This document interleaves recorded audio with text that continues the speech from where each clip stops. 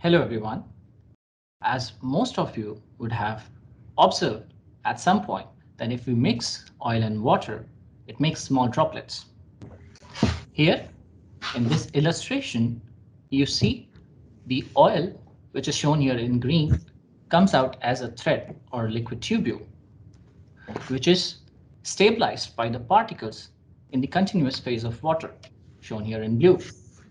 So the particles attach to the interface to stabilize this tubule-like structure. If you see the zoom-in picture of the particle on the left, you could see that we have made some chemical modifications on these particles.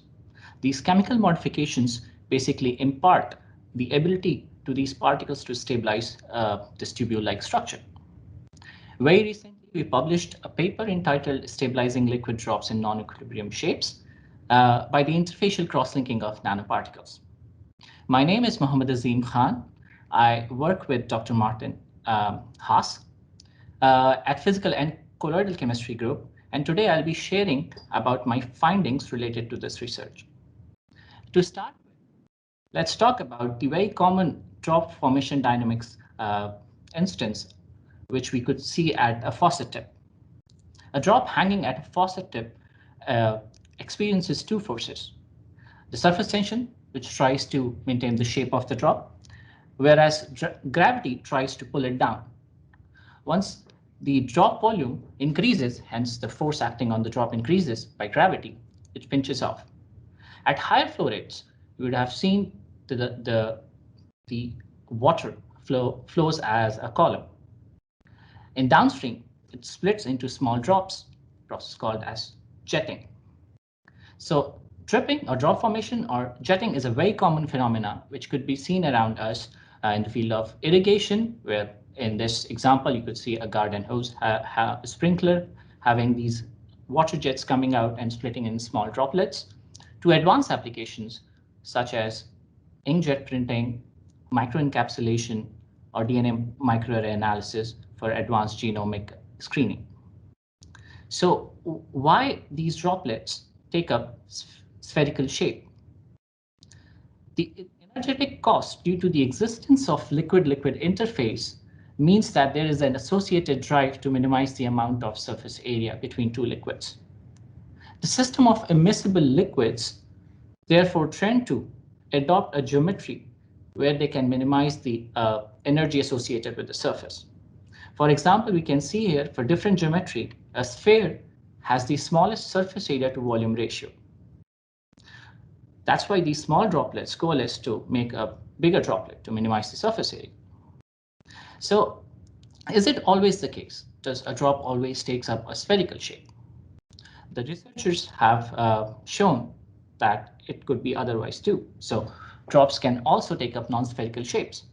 Like here in this example, Subramaniam et al. Has shown two droplets when compressed between two glass plates, they become elongated. And these elongated droplet shape retains once we remove the applied compression. Similarly, Bon et al. Has shown if a droplet is squeezed through a cylindrical glass capillary, it elongates. And after exiting the glass capillary, it retains its shape. So what makes these droplets retaining their non-spherical shapes? Basically, these droplets are loaded with particles. So as I said, the interfacial area or the energy associated with interfacial area can also be minimized by attachment of different materials to the interface. In fact, this is one of the most common technique which is used for interfacial assembly of nanomaterials. For taking a simple example of a spherical particle attaching to the interface, the attachment energy of these particles could be hundreds to 1,000 times more than their thermal energy. The attachment energy of these particles basically depends on the size of the particle, the interfacial tension between two immiscible phases, and the wettability of the particle towards each phase. The attachment of these solid particles to the interface imparts a mechanical strength to the interface. The ability of these surface active nanoparticles to bear anisotropic surface shear forces basically allows them to stabilize these non-spherical shape of droplets, as shown here. But in comparison to conventional 3D printing, where we make different shapes by using a polymer melt, as shown here, the liquid itself has the yield stress to retain a specific shape. In case of low viscosity Newtonian fluid, we can't print them to have a specific shape as they just flow away. As in the introduction, I told attachment of particle to the interface gives this mechanical rigidity where we can stabilize a specific shape. So structuring Newtonian fluids is a very interesting field of research because it provides a complex interface which can be modified by either phases, and at the same time it can be used for different applications due to fluidic nature of either phase, such as purification, biphasic catalysis, as well as membrane-based application. So now I will start with my contribution towards structuring Newtonian fluids. To start with, I show here my experimental setup.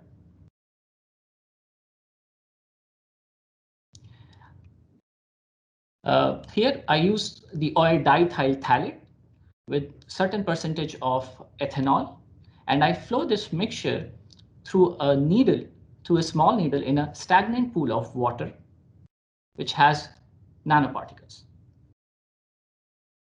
So we have silica nanoparticles in the water phase, plus a short chain surfactant, that is N-hexyl trimethyl ammonium bromide, and lanthanamides. The silica nanoparticles here are negatively charged, whereas the short chain surfactant and lanthanamide is positively charged. From now onwards, in this presentation, I'll use acronyms such as DEP for diethyl phthalate oil, silica nanoparticle SNPs, HTA plus for the short chain surfactant. So now, if I keep all the parameters which I have shown here in the oil and water phase constant and vary only lanthanum, I see something interesting. You see here in this micrograph, without addition of lanthanum to the water phase, if I extrude the oil ethanol mixture only in the presence of surfactant, it comes out as a drop. Once I increase the concentration of lanthanum, the drop starts pinching off with a small tail, which gradually transcends into a longer tail formation and eventually a continuous fiber formation. So as you can see, around 1 millimole, the droplet pinches off and forms a continuous fiber. So what property of lanthanum and surfactant HTA plus is controlling this drastic change from drop phase to liquid tubule formation? To explore this further, we carried out different experiments. To start with, I'll show the first experiment where we check the surface activity of silica nanoparticle with different additives by checking the foam stability. It's a qualitative experiment to know the surface activity of silica nanoparticle. So here you see the 3 stock solutions: silica nanoparticle, HTA plus, and lanthanum. On their own, these 3 components in water phase are not surface active. As I shake them, I do not see any foam formation. Once I add silica nanoparticle with surfactant, I do observe foam formation. So what happens here? These hydrophilic silica nanoparticles, upon interacting with short chain surfactant, attains some extent of hydrophobicity, which makes them surface active. And these particles go to the interface and stabilize these air bubbles, hence foam formation is seen. But this acquired hydrophobicity does not impart enough affinity towards the interface so that it can stabilize the non-spherical structure of droplet. Hence, the droplet comes out as small spheres. This is also shown in last slide where I show the extrusion of droplets without addition of lanthanum. To further see the effect of lanthanum alone on silica nanoparticle, we do not see any interfacial activity. Whereas once we add lanthanum to a mixture of silica and surfactant, we see more foam formation. This indicates that particles here become more surface active. The cloudiness of this last mixture also indicates that the particles here are aggregating. This is also reflected by DLS analysis, which shows that as we increase the salt concentration, the particles tend to aggregate. Why these particles are aggregating in the presence of lanthanum? To understand this, we measured the zeta potential of particle, which shows that the pristine particles have a zeta potential of minus 40 millimole. With increasing concentration of lanthanum, it decreases to minus 10 millivolt. So one would think that increasing the salt concentration, the screening by salt itself decreases the effective charge on the particles, hence aggregation is observed. That is one mechanism, but it is also argued that these lanthanum ions adsorb on the silica nanoparticles quite strongly. And this adsorption to the silica nanoparticle might also facilitate the electrostatic interaction between these adsorbed silica nanoparticle. Hence, it might cross-link to stabilize this non-spherical structure, as we see, as we have seen in the last slide, where at high concentration of lanthanum ion, it supports non-spherical tubule-like structures. To understand this further, we explored pendant drop experiments to analyze which properties of HTA plus and lanthanum basically affect the drop formation. So here you see a drop of oil suspended in, let's say, air or in another immiscible fluid. This drop basically experiences two competing forces. One is gravity, which tries to pull it down, and second is surface tension, which tries to maintain the spherical shape of the drop. We use pendant drop tensiometry, where the curvature of the drop is iteratively fitted by the software to find the surface tension. Surface tension is perhaps the most widely used macro variable for interfacial assembly of particles. For my experimental setup, I exposed the oil droplet of Debye to an ambient phase of water having silica nanoparticles with different additives. Here, we reduce the volume of the drop, and you can see as the droplet becomes smaller, it becomes more spherical. It can also be understood that the gravitational force acting on the drop becomes lower as we reduce the volume of the drop. But what will happen if we expose this drop to an ambient phase with different additives? Here you see a drop of oil which is exposed to water having nanoparticles with different surface modification properties. So these particles attach to the interface with variable affinities. So once we reduce the volume of the drop, there could be two probable results. One where the drop shrinks, so the particle adsorbed to the interface dissolve. This would happen if the attachment energy of the particle is not high enough. In case of particles which are strongly attached to the interface, they do not dissolve upon volume reduction. Instead, they push on to each other and confined in space to an extent that they are jammed at the interface. This interfacial jamming also gives an elastic to the layer of these nanoparticles, which accommodates the added strain by out of the plane deformations such as wrinkles and folds. So by this experiment, we analyzed the drop morphology and interfacial tension as a function of silica nanoparticle surface activity. This in here, I show you 50% drop area reduction as a function of lanthanum concentration. So in this experiment, this is a control experiment where we expose the drop to either the short chain surfactant or lanthanum. In both the cases, when we reduce the volume of the drop, there is no significant change in drop morphology. If we see the interfacial tension upon volume reduction, which is shown here in red arrows, we do not see any change in interfacial tension. Once we reduce the drop volume in case of surfactant plus lanthanum, where lanthanum ions are also added to the ambient phase, you see that the droplet becomes much more elongated. This elongation of droplet is perceived by the software as the gravity has become dominant, or in other words, there is decrease in surface tension. As during the volume reduction, there is no chemical change. There is no real change in the interfacial tension.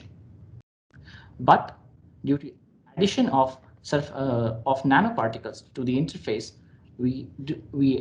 the shape of the droplet changes. Hence, the measured drop in interfacial tension is termed as apparent interfacial tension. To characterize the effect of lanthanum concentration on their surface interfacial activity, we measure the apparent interfacial tension as a function of lanthanum ion concentration. In this graph, you can see as we increase the concentration of lanthanum ion, the apparent interfacial tension increases. This shows that the particles attach with higher affinity once we increase the concentration of lanthanum.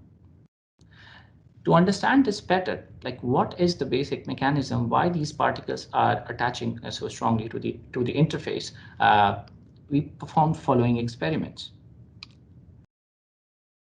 So in this experiment, this is a qualitative experiment where we reduced the volume of the drop to 90% and see the change in the morphology of the drop.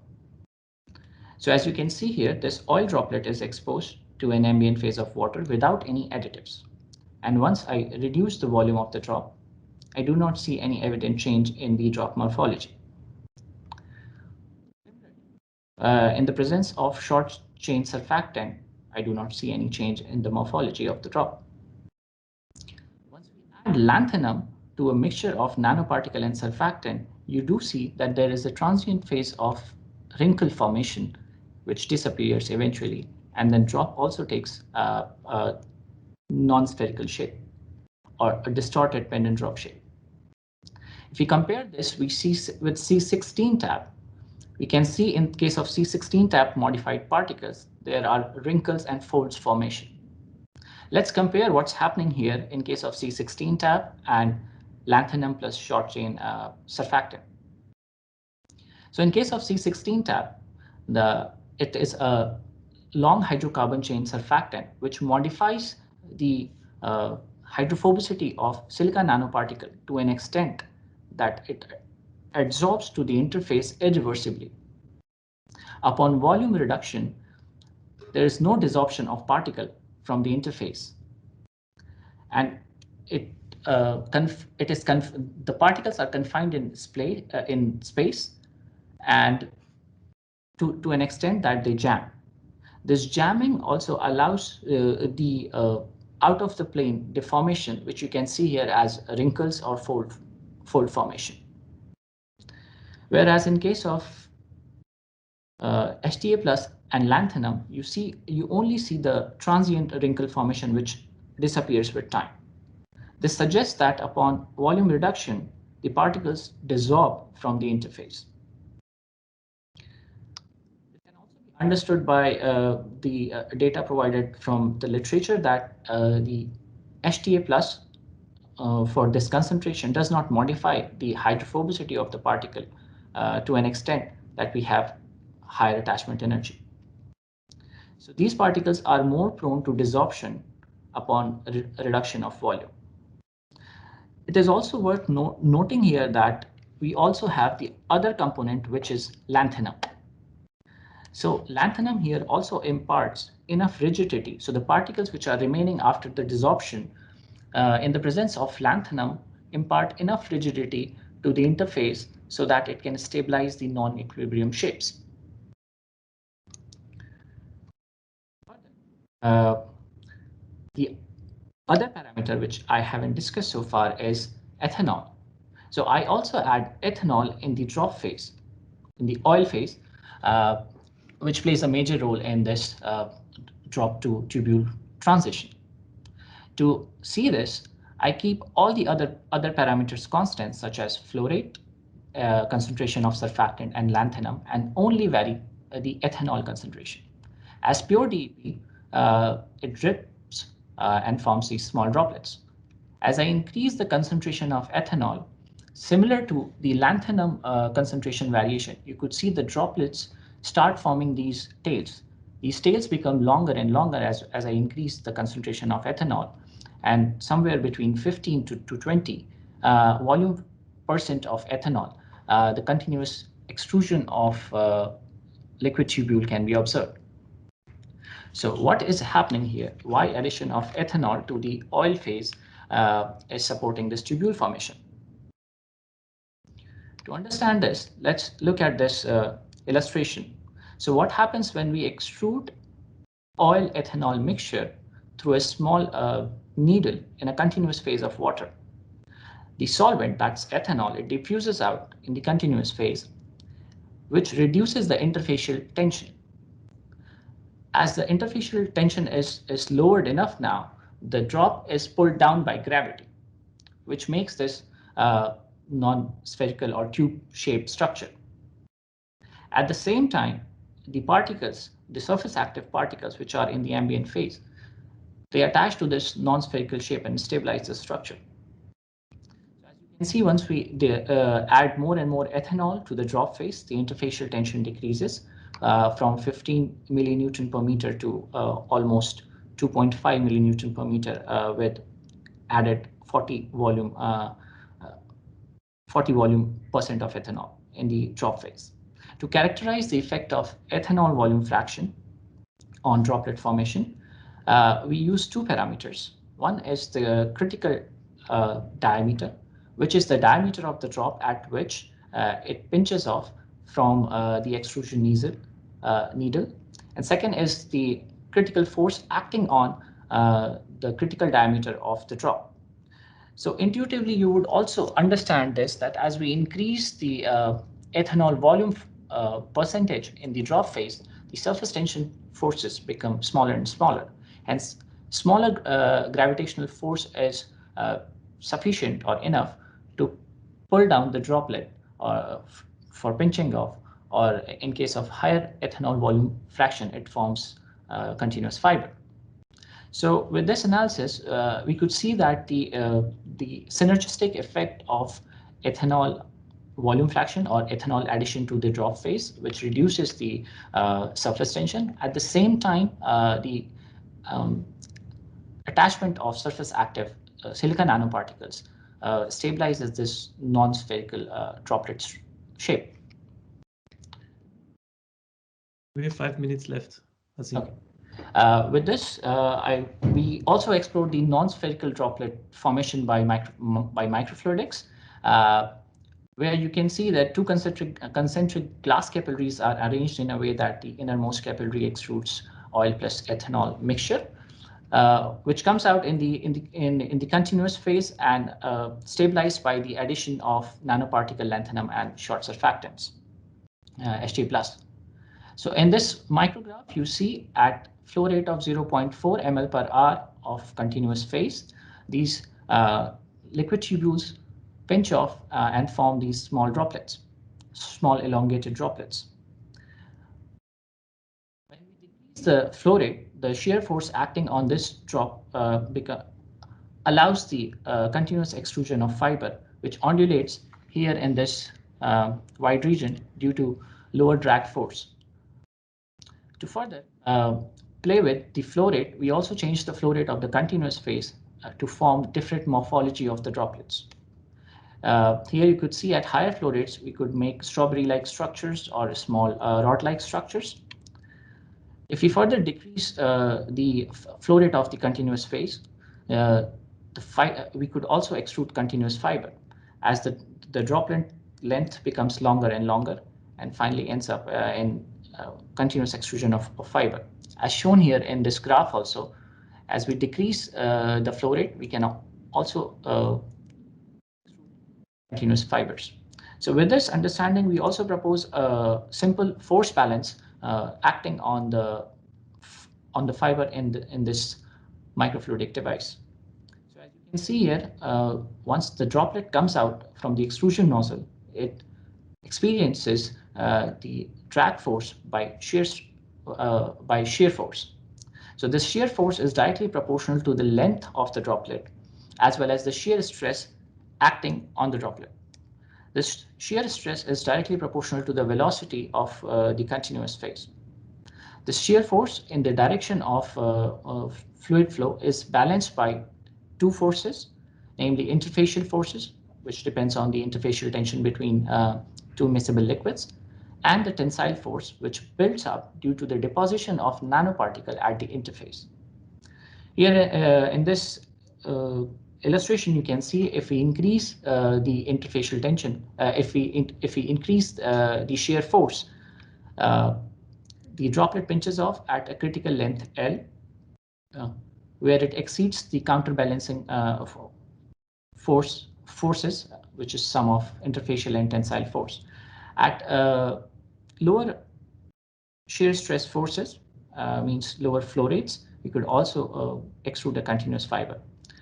With this balance, you could see that if we put the individual values of the forces and rearrange, we find this expression where the critical length of the droplet pinching off, it linearly varies with the inverse of shear stress. If we plot our experimental data, we also see this linear relationship between droplet length and inverse of shear stress, which proves that this force balance approximation holds true. At last, we also discussed the particle attachment rate to the oil-water interface. As the droplet flows out of the tip of the glass capillary, silica nanoparticles attach to the newly formed oil-water interface. The stabilization out of the equilibrium droplet shape suggests that the particle deposition rate exceeds the new area formation during the extrusion. So here we approximate the average particle deposition time, which is shown here as TD, to form a monolayer on the interface by combining the Stokes-Einstein equation, the formula for one-dimension mean square displacement, and a formula for estimating the diffusion distance. Based on our estimated time calculation, it comes that around 6 milliseconds it takes for particles to form a monolayer and stabilize the structure. If we see this micrograph, it also shows that how much time it takes for a droplet to pinch off from the extrusion nozzle, which is around 30 milliseconds. So we have so our particles just have enough time to stabilize the interface to stabilize these non-spherical structures. This could also be understood more clearly as we increase the flow rate of the continuous phase. The droplet does not pinch off as elongated tubules, because above a certain flow rate, the new area generation by the droplet formation, or the frequency of droplet formation, becomes so high that the particle do not attach to the interface fast enough to stabilize this non-spherical structure. So with this, I would like to summarize and point out some future work which could be done with this. So here we present a simple, scalable, and versatile technique which can be extended to different systems of oil and water, such as we can also use acrylic oil for the formation of microparticles. This could be used for 3D printing of Newtonian fluid to make all fluidic devices. This technique can also complement to existing additive manufacturing techniques. With this, I would like to thank a lot of people in my group. I would like to thank my supervisor, Dr. Martin Haast, for all his suggestion and guidance throughout the project. I would like to thank FCC for providing such a nice environment for research, and thank you guys for listening and taking out time for this. I would offer any questions. Thank you.